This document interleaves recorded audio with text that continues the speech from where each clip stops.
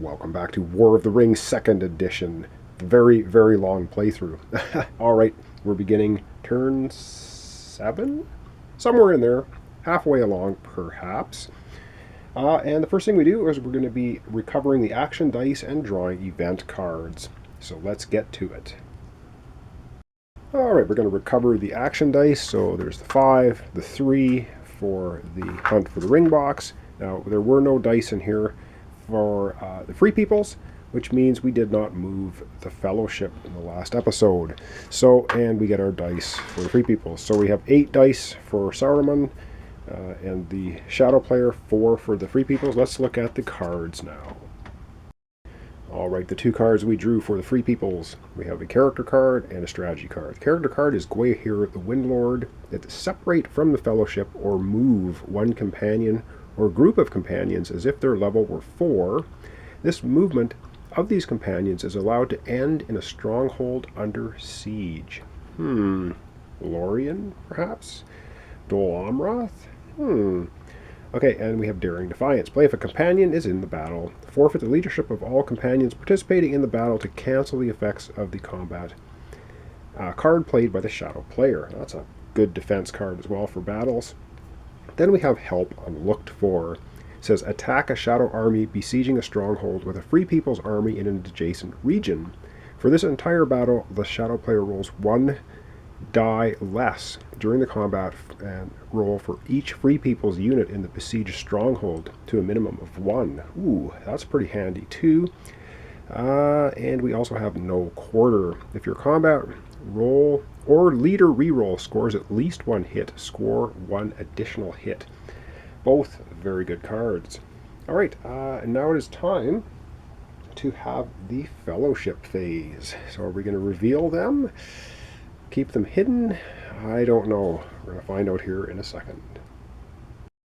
Once again, we have the choice to reveal the Fellowship if we want, and by revealing it, I don't mean they're going to be found by the forces of the Shadow Player. It just means we reveal the last known location. They still will remain hidden if we do that.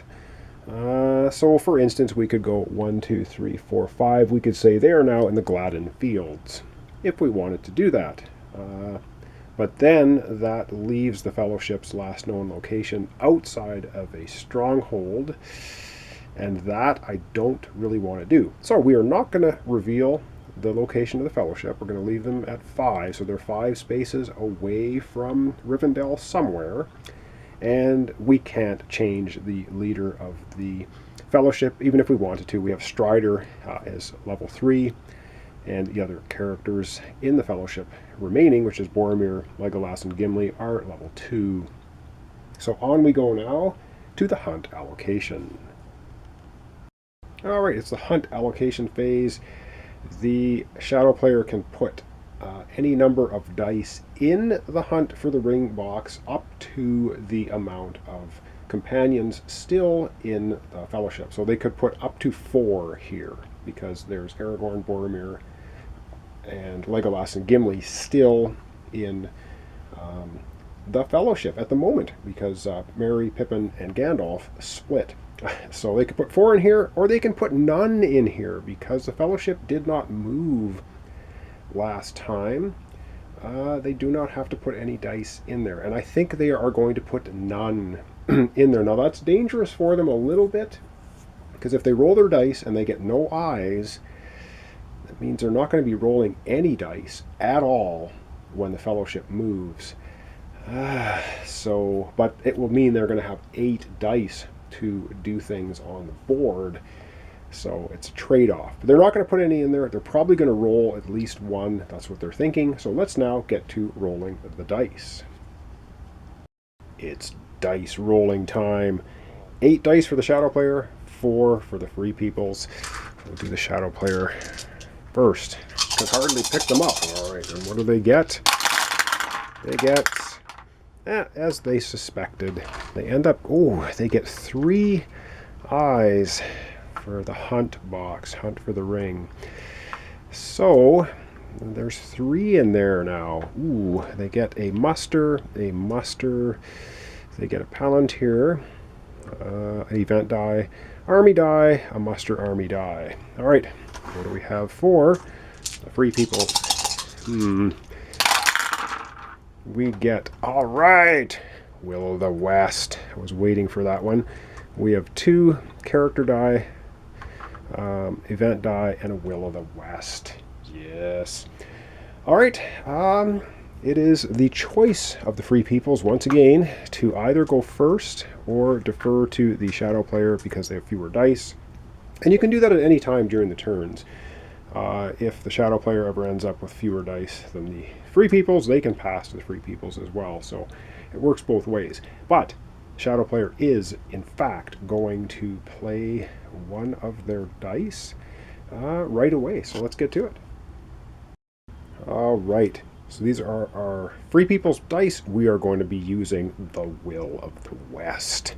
So we're going to spend that. What are we going to spend it for? Now we can change it into anything we want, or we can bring into play Gandalf the White.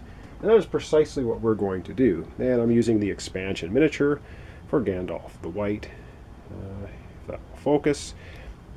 This does not come with the base or the Ring 2nd edition game. There is a little token that you put under the regular Gandalf miniature if you do that. All right, we are spending a Will of the West die to bring Gandalf the White into play. Well, what does that do? Well, first of all, it's going to bring an extra die for the free peoples, which is awesome. We need more dice to counter the forces of shadow. Alright, it says if Gandalf the Grey has been eliminated or has left the Fellowship, which he has, and any minion is or has been in play, which is Saruman, you may use Will of the West action die result to play Gandalf the White, which we're doing. If Gandalf the Grey is in play, you replace him. Otherwise place Gandalf the White in Fangorn or an unconquered elven stronghold. So we're going to get a new die to add to our pool. We don't get it this turn, but it will be coming up next turn, and we're going to replace Gandalf with Gandalf the White. What's his abilities here? He's still leader 3, and we'll give 1, or movement 3, and he'll give 1 reroll in combat, but he has Shadowfax. If Gandalf the White is moving alone or with 1 hobbit, his level is considered 4 for purposes of movement only. That'll play an effect here in a bit. And he's the White Rider. If Gandalf the White is in a battle, at the start of battle, you can forfeit his leadership, which is 1, to negate all Nazgul leadership, including that of the Witch King, for the duration of the battle. Whoa, pretty powerful stuff. All right, let's get Gandalf the White on the board. And currently Gandalf the Grey is at Helm's Deep, and there he does his presto changeo into Gandalf the White. Awesome. So we'll take the Gandalf the Grey card, and of course it is removed from the game because he is no longer Gandalf the Grey. Right on. So that's good stuff. Oh, and we're also going to take the Gandalf miniature, and it goes away too. So, very good stuff. That is the free people's taking a turn. Up next, of course, it is the shadow player. Alright, the shadow player have 5 dice. They have an event die, Palantir. They have an army muster. They have 2 more musters and an army. They are going to use their army die to attack with 1 army. So let's get to the board and see where they are going to attack. And the forces of the shadow player are going to break upon Minas Tirith. Let the attack on the White City begin. They've got 2 elites, 8 regulars, 2 Nazgul. They are going to be facing Pippin with 1 leader, 2 elites, and 8 regulars. The shadow player needs to roll a 6, of course, because they are in a stronghold for the first round of combat. The second round will not apply anymore unless they retreat into siege. And it is now time to decide if either side is going to play cards. And we as the free peoples are going to play a card. I don't know if the shadow player is, though. We'll find out here in a second.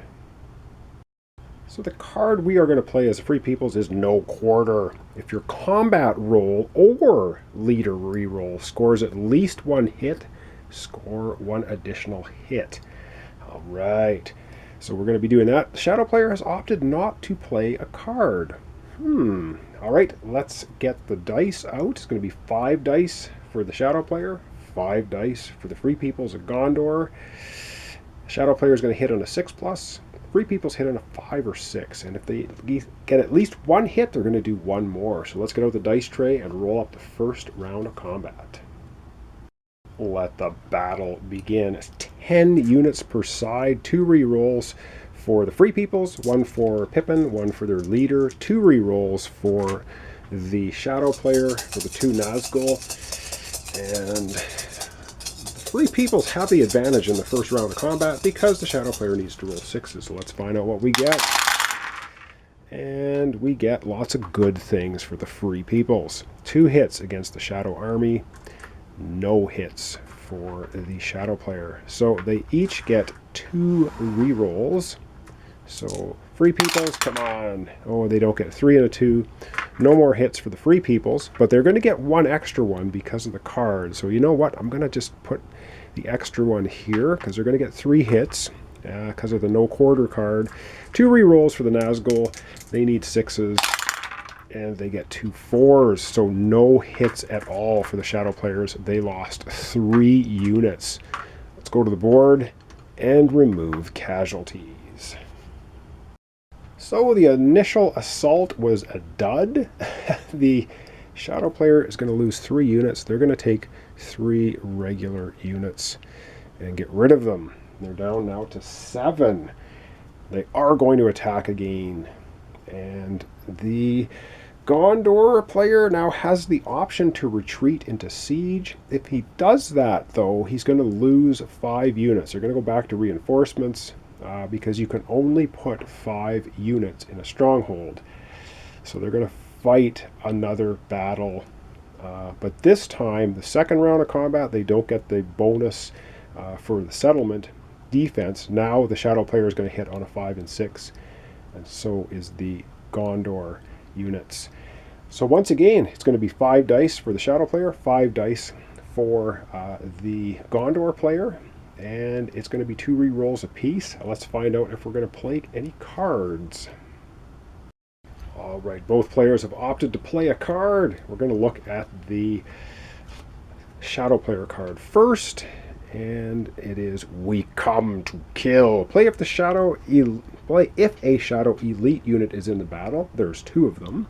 After removing casualties from the combat roll and leader reroll, roll an additional attack using only the Shadow elite units up to a maximum of 5, then score 1 hit for each result of 5+.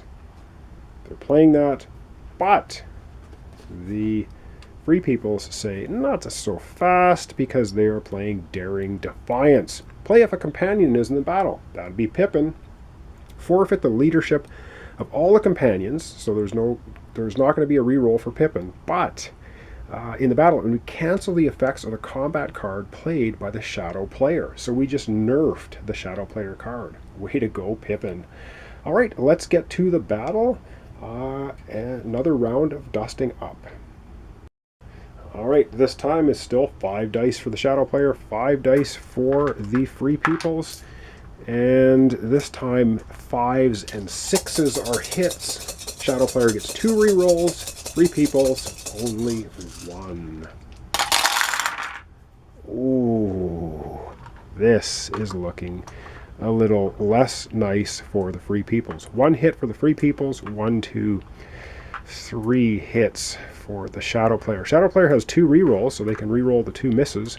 Free Peoples only have 1 reroll for their leader, and they roll a 4, so there's only going to be 1 hit for the Free Peoples. Ooh, and the Shadow player, the 2 Nazgul, get to reroll 5s and 6s this time. Another hit. Wow. Okay. Yee.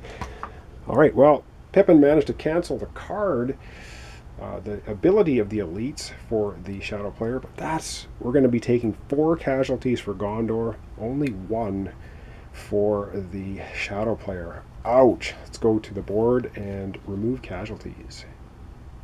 All right, easily done for the Shadow player. They're just going to remove 1 regular unit. That still leaves them 4 regulars, 2 elites, but a little bit different story for the Gondor player as I fish out their units here. I can find them. They don't have many units left. And they have to take 4 casualties. Wow. They are going to downgrade 2 elite units, which are gone from the game forever, until the next game, of course.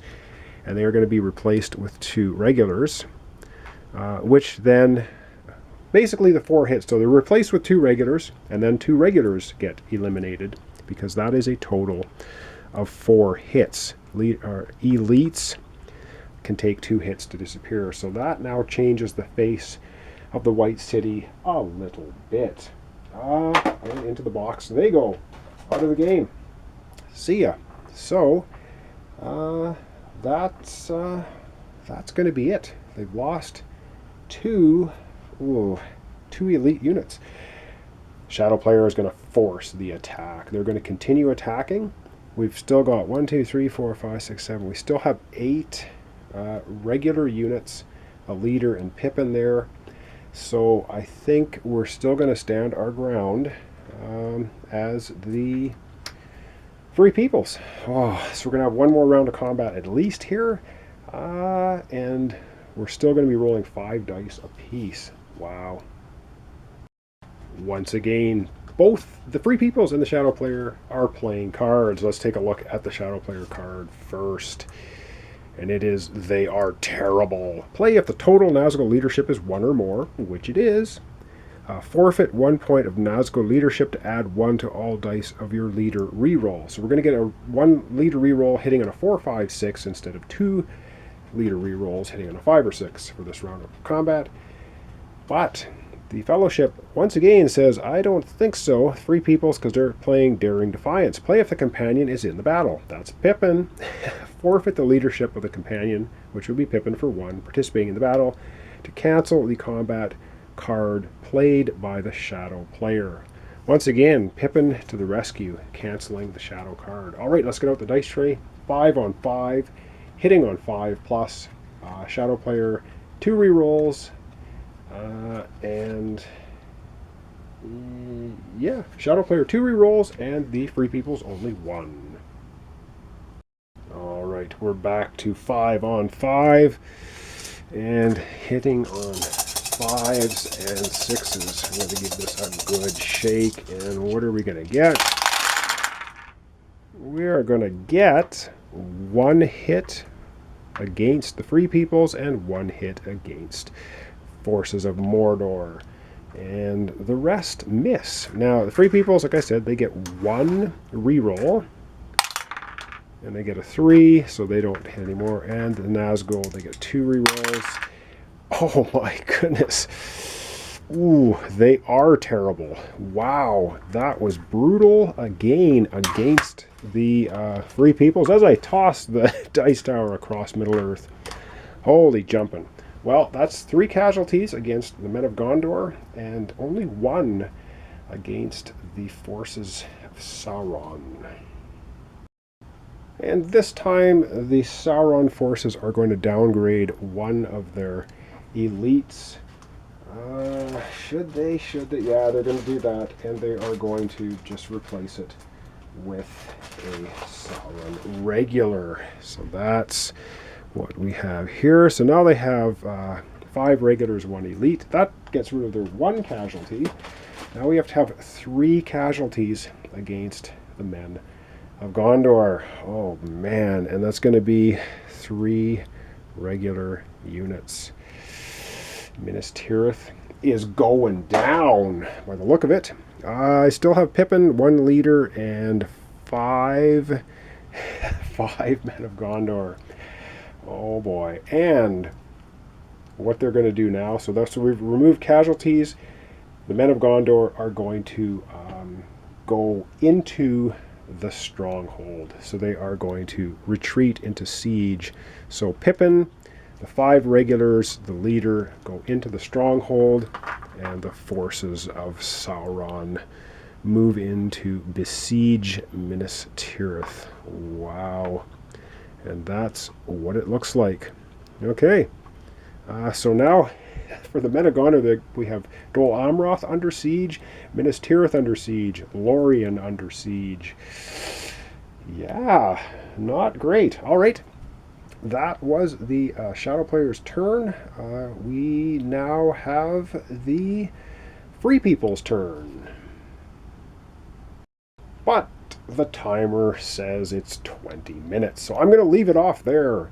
Ooh, the Shadow player has lost quite a few forces there, but they do now have Minas Tirith under siege, which is pretty nasty. Now they have left one settlement open for the Free People, so the men of Gondor can actually recruit there unless the Sauron player moves an army in there and takes it over, because there's no resistance.